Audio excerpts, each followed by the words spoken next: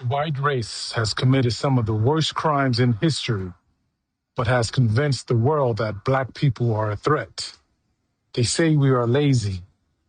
Even after 250 years of free labor, building this country and making it the wealthiest nation known to man. In 1863, after the Emancipation Proclamation, newly freed African Americans were granted limited rights and found themselves at the mercy of unruly white mobs who lynched, intimidated, terrorized, and used violence against them. Formerly enslaved people with little or no resources who could not be part of the exodus out of the South were liable to be killed and treated unfairly under the Black codes, peonage, Jim Crow laws, and a vast array of federal, state, local policies, and judicial rulings.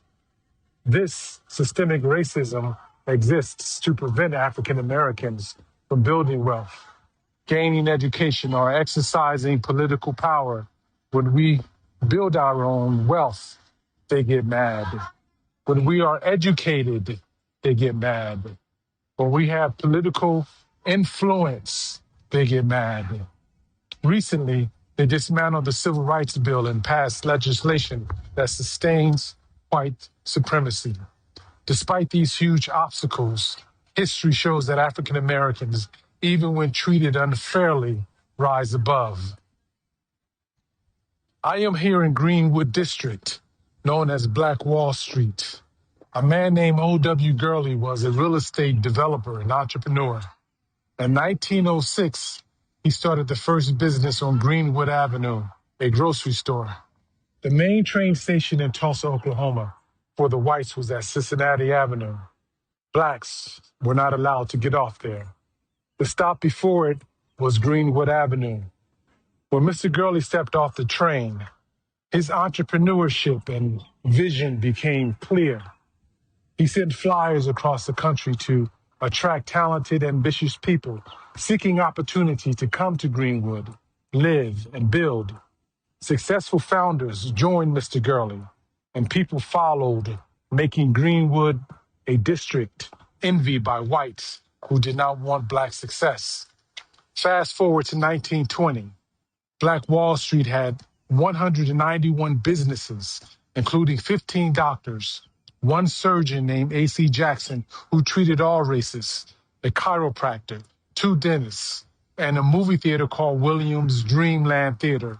They even had their own Black police force. Envy, racism, land greed, and white supremacy fueled the attack on May 31st, 1921, known as the Tulsa Race Massacre. For 2 days, between 100 and 300 people believed to have been killed, with hundreds wounded, displaced by white mobs, including the Ku Klux Klan. They attacked, looted, set fires, massacred and destroyed property in Greenwood. Martial law gave whites the license to kill and destroy with immunity. By air, they used government planes to drop Molotov cocktails, marking the first time a country dropped bombs on its own people.